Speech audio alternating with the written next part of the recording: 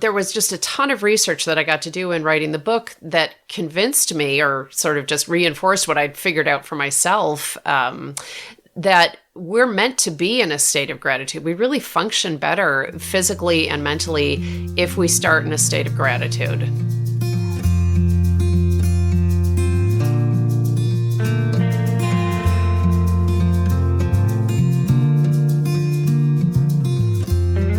Welcome to Zestful Aging, where I interview thoughtful, inspiring, and influential guests who are creating their legacies and contributing to the common good. What exactly is a legacy? It's your fingerprint on the world. It's your way of making a special and unique contribution, big or small.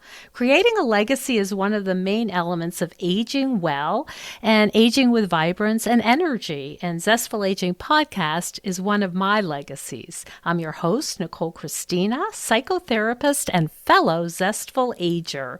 Our lovely music is courtesy of Judy Banker, who was a previous guest on Zestful Aging. Find out more about her on judybanker.com. I know that everyone is feeling really stressed and anxious right now. We're all unsettled and feel out of control. So I created a free download for you for maintaining mental health based on my 30 years as a psychotherapist. Just go to zestfulaging.com and it is all yours. Well, as always, I've got my little loyal Jack Russell Sparky right by my side, so let's begin.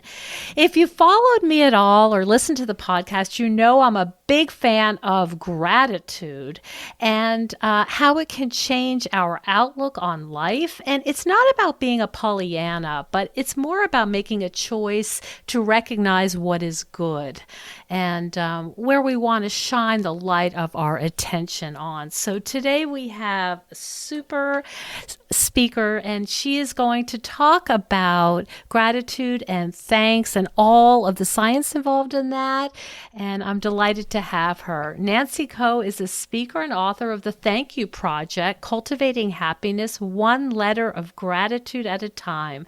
She's also a podcaster whose work covers the years between being hip and breaking one at midlifemixtape.com. And her podcast is Midlife Mixtape Podcast, which was included in the Wall Street Journal's 2019 lists of 8 podcasts for anyone nervously facing retirement. Welcome to the show, Nancy. Thank you so much for having me on, Nicole. I appreciate it. I'm so excited to speak with you because I loved your book. It was so funny and so, I think so helpful, so clear, and also I think very personal, I would say. Would you? I guess it was. It's funny. There were 2 moments where, when you get your book, the review copy has the categorization that the publisher has submitted with your ISBN number to the Library of Congress, and I was like, wow, memoir and self-help? Is that what I wrote? I didn't even realize it. I just was telling this story that made sense for me to tell, but I guess I see why that fits. That's funny. So somebody else's perception of what this book was about, exactly, and not your intention.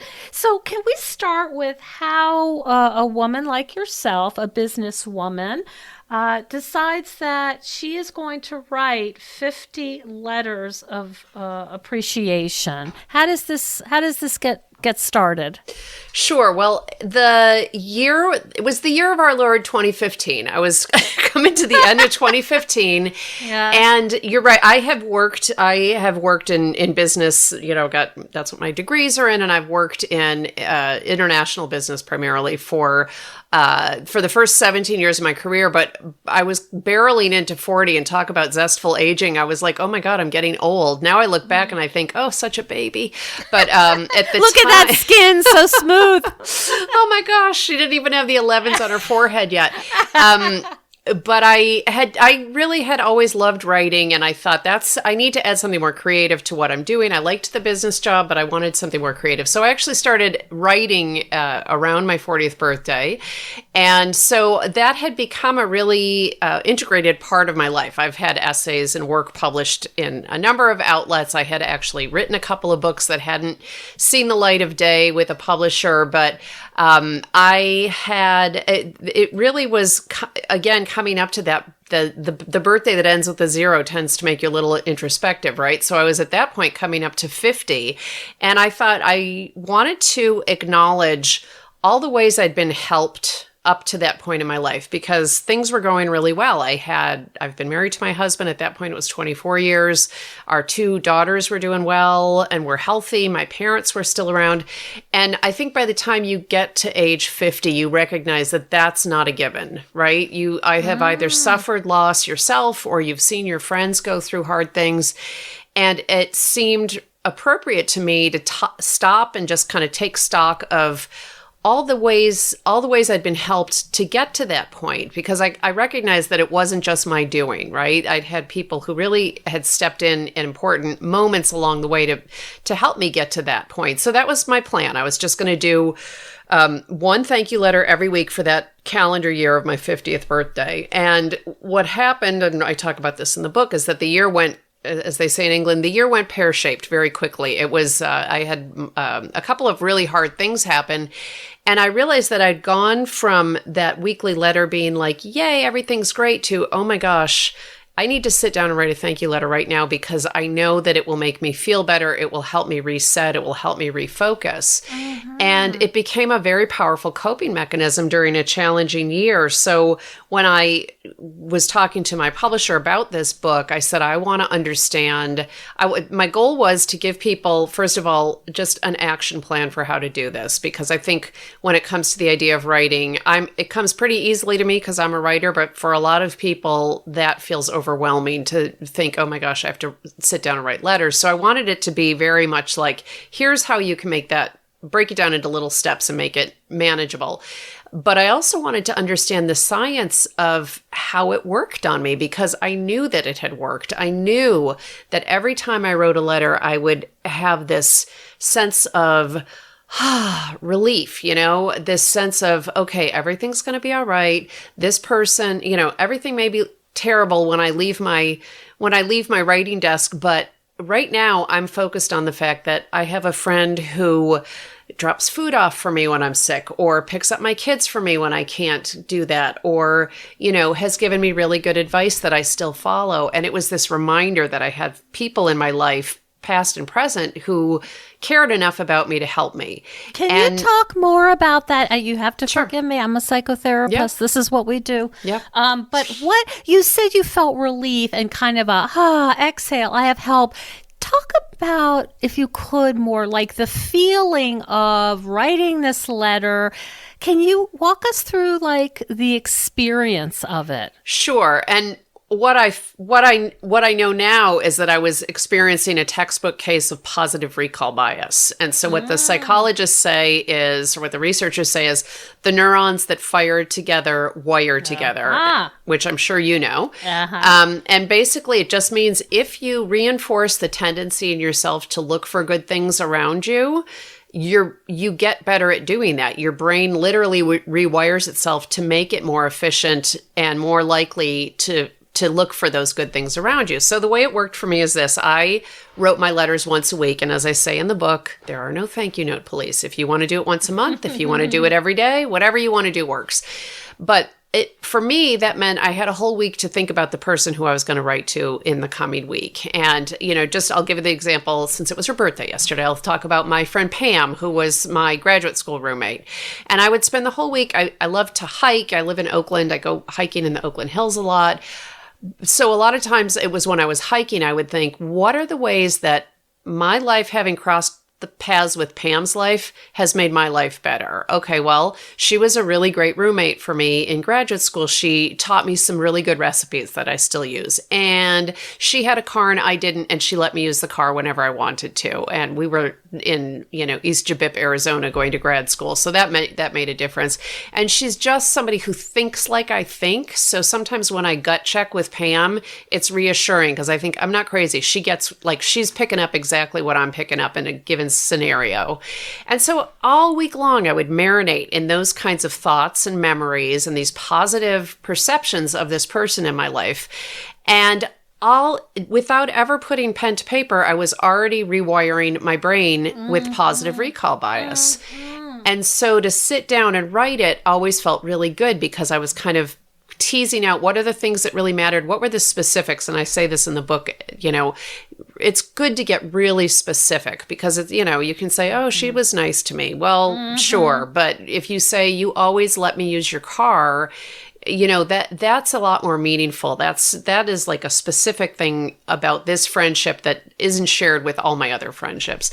So I was already doing the work just in the thinking part, and then I would sit down and do the writing part, and I would experience something that I now know is called elevation, where your chest fills with this sensation of warmth, and my shoulders would go down a little bit, and I have to wear a night guard because I grind my teeth now, and my jaw would unclench a little bit. And there's so much research that shows the direct correlation between a state of gratitude and improved health outcomes. So, people who express gratitude tend to sleep better at night. They tend to have lower blood pressure. They have even found that there's a correlation with improved asthma control. So there was just a ton of research that I got to do in writing the book that convinced me, or sort of just reinforced what I'd figured out for myself, that we're meant to be in a state of gratitude. We really function better physically and mentally if we start in a state of gratitude. And would you call doing the thank you letters, would you call that a gratitude practice? For sure. Yeah. I mean, and it's, I know there's lots of them out there. And one of the ones that I use all the time still is just, okay, stop. Think of 3 things you're grateful for right now. And you and I are talking during a pandemic, so you can't always come up with them as quickly as you could have pre-February. But, I think it's also more important than ever to have some kind of gratitude practice to get through this really challenging time. And whether looks like a letter for you or a journal or whatever it is, I really would encourage people who aren't doing something regularly to consider making it part of their day, because the science is there. It really will help. So I know about, just following you, Nancy, that you are very sensitive to social justice issues. And how do we walk this line of being grateful and appalled at the same time? I mean, that's so tricky. Wow, that's such a cool question. I think the trick is to be grateful for the good things in your life. You don't have to apologize for those, but to also consider and reflect on how can you use the resources you have to make sure that people who don't have those resources, don't have that kind of support, have an improved situation, whether that means you can make donations to organizations that will help people who lack the advantages that you have, or, if you've got the financial resources to do that, whether that means lending your voice, whether that means showing up at a protest in a socially distanced, masked way. There's lots, and maybe all it means is getting educated, even just taking those first steps towards reading, towards I've been sitting in on a bunch of webinars in the past couple of weeks about topics like white immunity, unconscious bias. I think we all have a lot to learn. Everybody who's listening has something to learn when it comes to how we improve outcomes for more people in our country. There's so much ground to be gained. So I don't think you shouldn't feel guilty about the things that you're grateful for. I don't think you should feel guilty that you have a roof over your head or food in your stomach. But I think you could start there and then move to, okay, given that I do have that, how can I be helpful to others? And that's informed a little bit by my faith too. I'm a practicing Christian. I'm a lefty liberal Episcopalian here in Oakland, California. But I honestly think that faith is a part of it too. That's what I feel called to do. Like, love thy neighbor, the man. It's not that complicated. That's all it has to be. Yeah, I mean, I'm just thinking about working with clients who say, you know, who am I to feel bad? Who am I to complain? I have so much. And the idea of like, how can you acknowledge that, appreciate it, be grateful for it, and also feel whatever you feel. Oh, okay. So maybe I misinterpreted the question. No, you didn't. Yeah. You didn't. I'm going on an offshoot right now. No, but it's an important one too. I get that too. Look, I mean,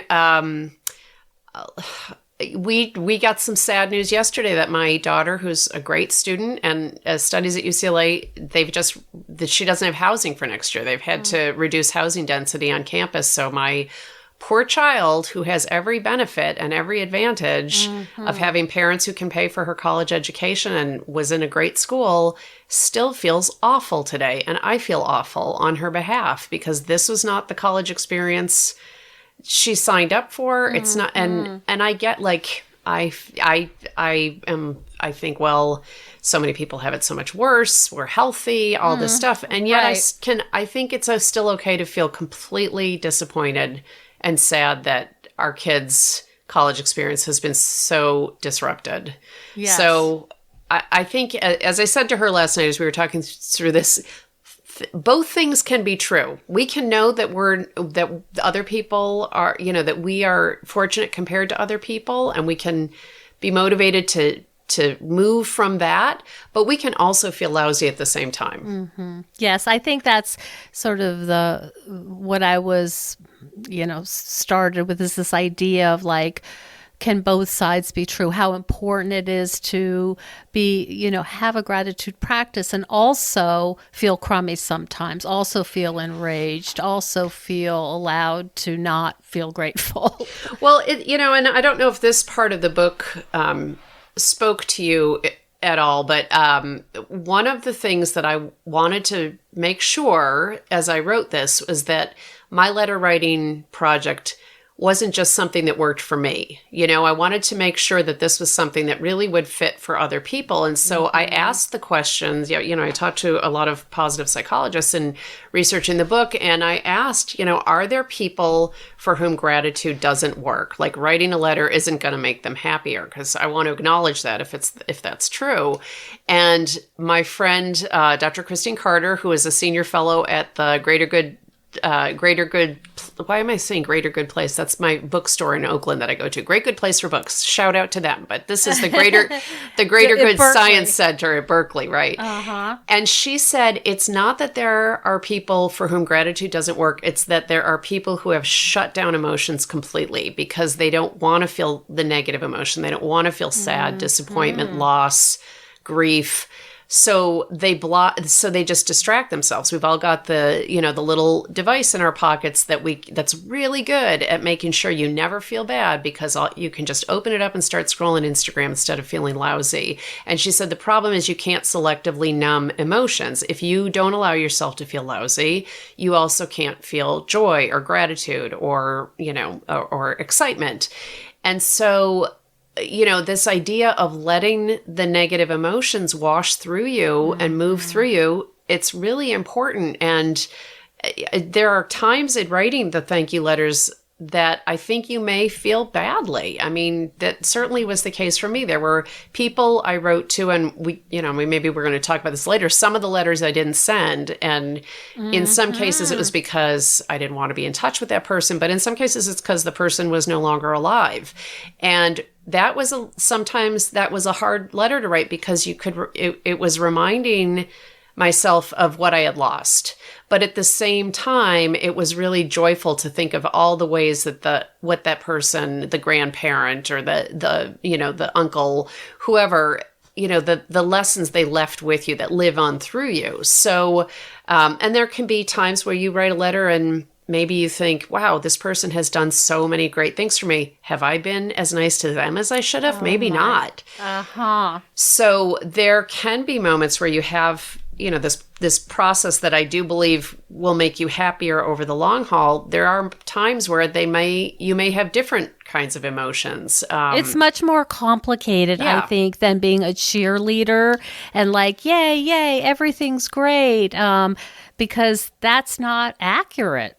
Right. That's not real life. And you mentioned the word Pollyanna is somewhere in the introduction, and I kind of smiled because that is not who I am.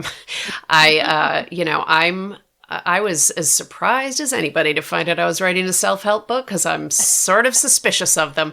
I actually credit it to being a Gen Xer. I think Gen X tends to be very down to earth. We didn't have a lot of, we were not this starry-eyed generation that felt that everything was going to fall into place for us because that's not been our generational history.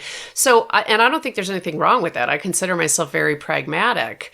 But I just want to assure people that I didn't go into this like, oh, I just love saying thank you to everybody. I'm so happy all the time. That was not my mindset going into it, and it still worked. So there you go. I think that's so important. Hello, Zesties. I want to tell you about one of my all-time favorite exercise and stress reduction tools, which I am really relying on during this quarantine. But I've sung its praises for years. The benefits are seemingly endless. It's great for toning and strengthening muscles. It improves your lymph system, your metabolism. It helps with joint pain and balance. And it's even used by NASA astronauts because it's such an efficient way to exercise. And if you're older or you're worried about your balance, you can order a stabilizer bar to hang on to. I'm talking about my Needak Rebounder mini trampoline. I put on my music and I have my own dance party.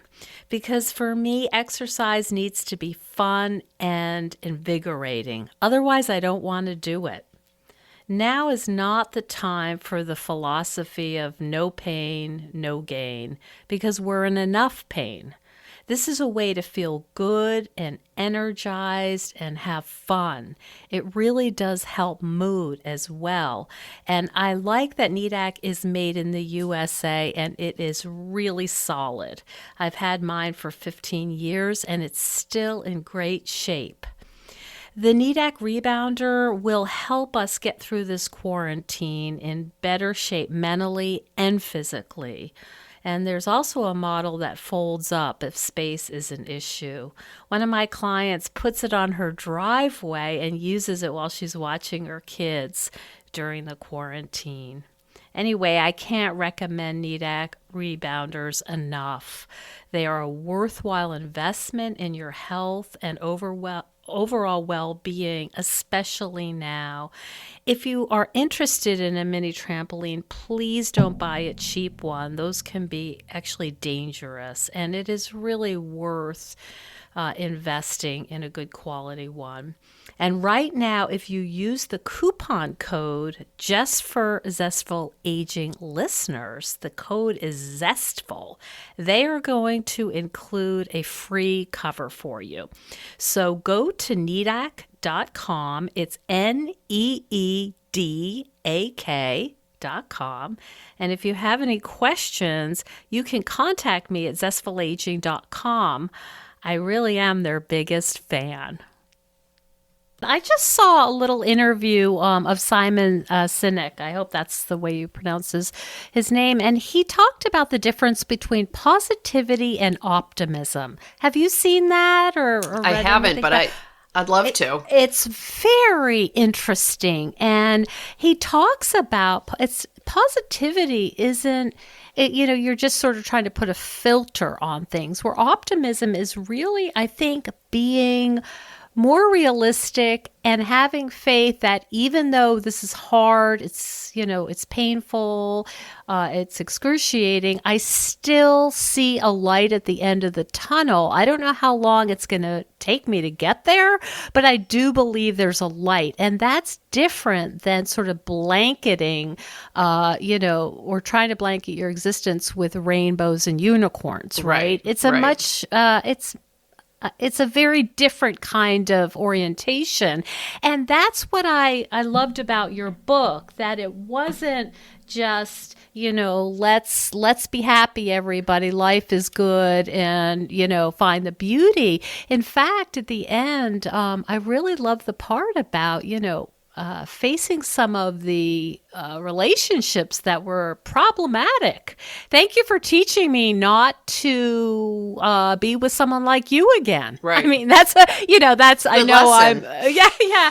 But I really love that. Yes, it was not good. It was, and I love the way you talk about mutuality, figuring out wait, this woman is really fun. She's exciting, but wait a minute. It's not an equal give and take in terms of care and energy. And wow, I'm just starting to realize that, but still shining that light on what can I take from it is very different. And I just thought that was incredibly valuable. Well, I think all of us have learned lessons from negative example, not just positive examples, right? So that's what that part of the book was. When I wrote to, and these were the letters that I didn't send, I wrote to some ex-boyfriends and I wrote to former friends, and I know where they are in some cases, but I don't really want to open that can of worms. And that's not why I wrote any of the letters. It wasn't to create any kind of obligation on the other person's part. It was really to reflect about who I am and how I got here. And I did. And these were not, by the way, the first 20 letters were the easy, to people I love that I can't, that I'm so excited to tell them how much they mean to me. It wasn't until I got further on in the process, probably around letter 30, that I thought, oh, there's people I'd like to thank who I don't want to be in touch with. And I credit that to my positive recall bias having gotten better. I was able to think about it in a much more nuanced way. And so the example you're bringing up, this was a friend who I, was very close to at one point in my life. And it took a long time for me to figure out that it was very one-sided, that she was a taker. She was somebody who, was always the taker, and I was always the giver in that relationship. And I finally figured it out. I was about 22 or 23, and we had a huge fight on a street corner. Oh, it was ugly. But, I walked away from that thinking, I don't have enough time to spend with the people who actually like me. Why would I waste 1 second on somebody who doesn't? And I was 23 years old. I'm 54 now. I still think about that lesson a lot. And it's been helpful to me at various times in my life to kind of prioritize where I'm spending my time and energy. So I'm grateful to her, because I suppose I would have learned that lesson at some point along the way, but it was good to learn that at 23. That was a helpful thing. So I'm grateful to her for that. There were good parts of that friendship, and that was the best part of it. Mm-hmm. Yeah, I can see how that would and be helpful. And you were saying, I think I would have learned that eventually. And I think in our 50s, there's this very clear realization that there's probably more life behind us than in front of us. And we just don't have the time or energy to waste it. Well, and also the nice thing about doing it at that age is that we've had the benefit of long-term perspective. So I didn't know when I was 23 how useful that little nugget of information was going to be over the years. But I could look back at age 50 and say, oh, I used it then. I used it with that person. Oh, I thought about it that time. And so you can really look back and see what the longer term impact has been of a relationship or a piece of advice or a lesson. And that's a cool time to be, it's kind of a nice time to take stock. Mm-hmm, mm-hmm. I'm wondering, you talk about the science about elevation and mood and happiness and all of this. And I'm wondering, for the people who were not included in the 50 letters, did you get any feedback that, gee, Nancy, you seem like, what'd you do to your hair kind of thing, like you seem great, you seem happy, you seem better. Did people notice that there was a shift as you were practicing your positive recall bias? It's funny you should ask that. So I have here in Oakland, I have a pretty big backyard considering we live in the city, and I have a fire pit and I have a bunch of chairs. And so we've been on shelter in place for 3.5 months now, and I am climbing the walls. I'm a very gregarious person. I want to see my girlfriends. So we have been doing a very safe, socially distanced little campfire in my backyard every once in a while. And I had about 6 girlfriends over last Friday night. We were sitting around the fire pit. Everybody brought their own, it was BYOB, BYO, bring your own everything. food. Bring your own mask. Literally 2 people brought their own chairs. I'm like, whatever you need to do to feel comfortable. We will all sit outside far apart from each other. But the conversation took kind of a dark turn at some point because everybody's facing hard things right now, whatever variety that looks like. And we were talking about it, and I just said, okay, could somebody talk about something that's going well? And one of my friends turned to me and said, I knew you were going to say that right then. And I'm like, oh, I think I've become that person. But so I don't know. I can't say that. Aside from that little thing, which made me laugh, I don't know that people noticed it. I noticed it in myself when I went on book tour. So the book came out in December, and that was the first time. And so I was lucky. I had 3 months where I actually got to go meet readers and travel around a little bit.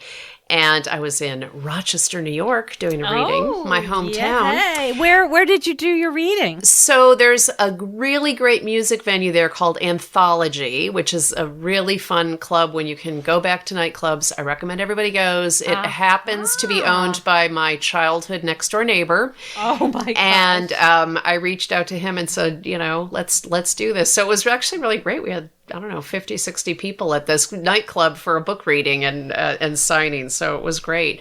But that was the first time that people said, do you feel happier? And I was like, you know what I do? I hadn't, again, I'm not I'm not very self-reflective, but I do know that it's that pause, that let me take a minute here and figure out what's okay, what is actually working right now, what's good. That's pretty baked into me now. And that's been extremely helpful during a pandemic.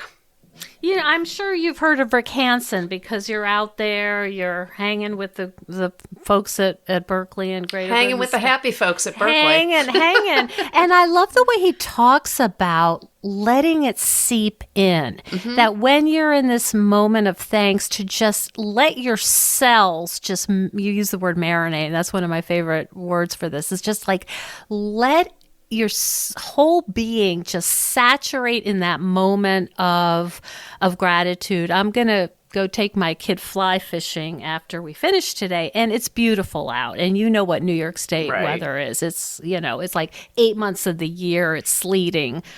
So this is going to, and he's excited, and it's a beautiful day. We're going to take our dogs. It's going to be lovely.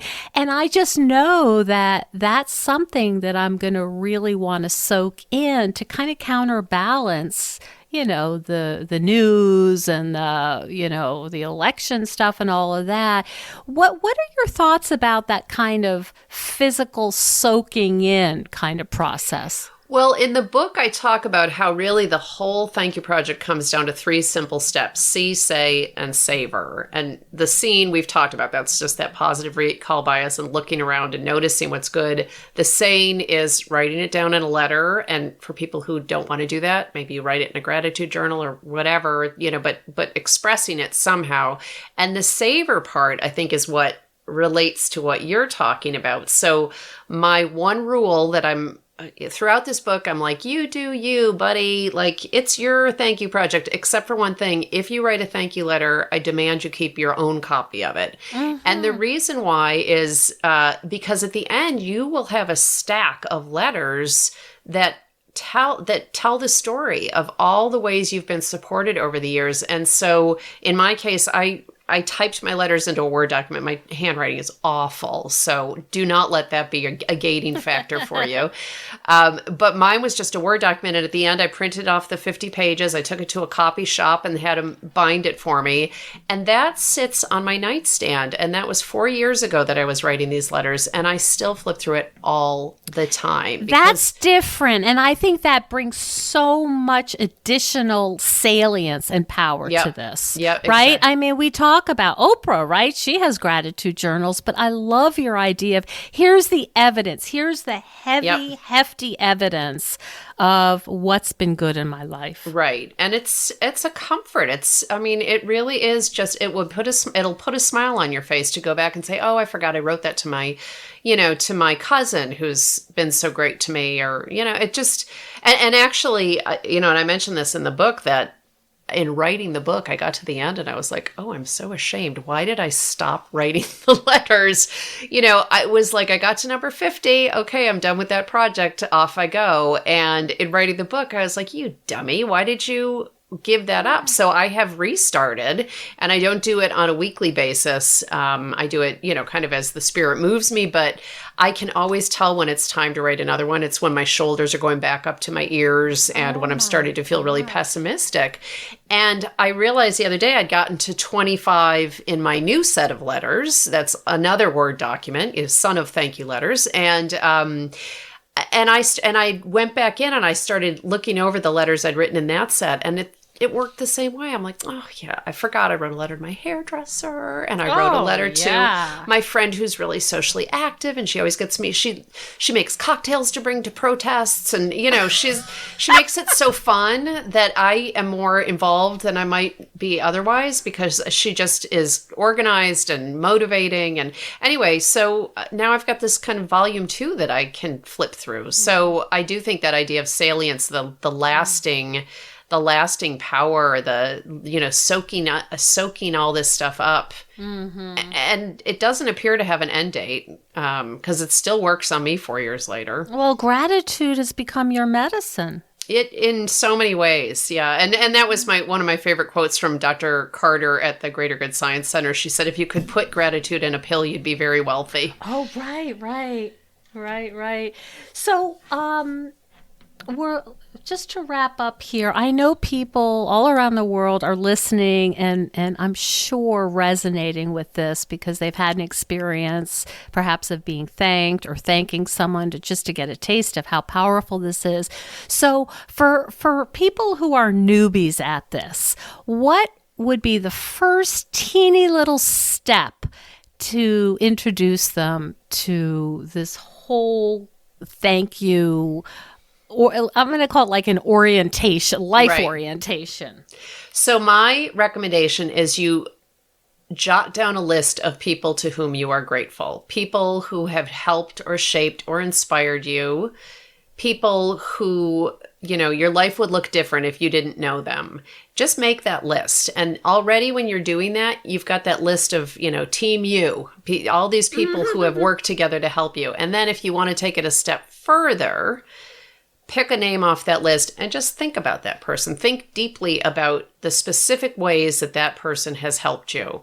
Mm-hmm. And, step after that, write it down in a letter. But I'm just saying, make your list and pick a person to have that, to allow yourself to kind of think over what the things are that you're grateful. And you're already doing the heavy lifting of reinforcing your positive recall bias, reminding yourself that you've got these connections, the support, resetting, calming your parasympathetic nervous system.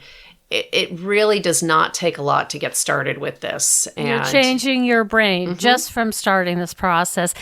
That's a powerful, that's a powerful activity that we could reroute our brain. You can put your list, I was going to say, you put your list in your wallet for when you're running errands and standing in line, but you're probably not doing that. So that's right. That's right. You got to get out, get in, get out. Right. That is beautiful. Where can people find out more about you? You can go to my website, daviskho.com. So DAVISKHO.com. And from there, you can get to you'll see everything about the book. You can also get to the Midlife Mixtape blog and Midlife Mixtape Podcast. And the podcast is available wherever you listen to. Yes, and it's a great podcast. I'd highly recommend it. Really, I have fun with it. I don't know when I'm ever going to give it up. I just love talking to people about the years between being hip and breaking one and finding out what wisdom they have. So it's fun. That's really fun, and you bring so much of yourself to it with your love for music, and I highly recommend it. So I am very grateful for you, Nancy. I really appreciate the work you've done, put into this, and also to share it with us. It's so powerful, and I think it's so important now because, as we know, people are not doing well, and we really need some guidance and feeling better. Yeah. Well, I hope that this will give you a roadmap for, give readers and listeners a roadmap for doing that. And I love to hear from readers that when they tell me that it's worked, and I get a lot of those. I get a lot of, the reader response to the book has been amazing. I really feel lucky to have been able to share this little thing that I started without any intention of ever writing a book about it. I just wanted to tell my parents and my siblings and my friends, thank you for everything you've done for me. And it's really made a fundamental and lasting change for me. I love this. Thank you so much. Thank you so much for having me on. Have fun fly fishing. Oh, we will. I don't know. Do you even want to catch stuff, or do you just want to stand there and enjoy the weather? I am an observer of this situation, but as you probably know, because you're an upstate New Yorker, there's a lot of beautiful bodies of water here, and the fish are in beautiful places. Right. So, if you want to do a little meditation and just sit and watch, it's a lovely way to spend some time. And I really, I do try to soak it in. It's a beautiful sport. I'm not too in, and it's all catch and release. Right. So, Oh, cool. Well, have fun. Thanks so much. All right. Talk to you later. We'll be in touch. Great. Thanks, Nancy. Thank you. Bye-bye. Thank you so much for joining us on Zestful Aging. If you like the podcast, please share it with some of your friends. I love to hear from my listeners. Send me an email at NicoleChristina.com. It's no secret that everyone's feeling pretty restless and unsettled right now. Our lives are upside down, and the future is feeling pretty uncertain. But if you're anything like me, organizing my stuff can help me feel a little calmer. It's something I can do to help me feel a little more in control and in charge of my own life. If you think decluttering could help you feel better and you could use a little assistance with that, check out the online course I've developed with professional organizer and designer Carrie Luderin. It's called Too Much Stuff. And Too Much Stuff is different from other courses or articles or guidance you may have used up. We give you clear steps to deal with the clutter and the tools to help you face the overwhelming feelings and the emotions that come up when we're going through our clutter. And a lot of those emotions are just feeling anxious or guilty or just basically flooded with a lot of different confusing feelings. The course is really practical. It's realistic. The lessons are short and punchy, and they're really manageable. We're not trying to set you up for some long exploratory, super in-depth, burdensome experience. We want something really helpful for you right now. We all need help with our anxiety. So being surrounded by more calm and less chaos can really help. So now's a good time to clear out the clutter so we can focus on what's really important in our lives. So find out more at zestfulaging.com. You'll see more about this under the web courses tab. If you have any questions, just shoot me an email at zestfulaging@gmail.com. Thanks so much. And stay tuned next week for another interview with a fascinating and inspiring guest.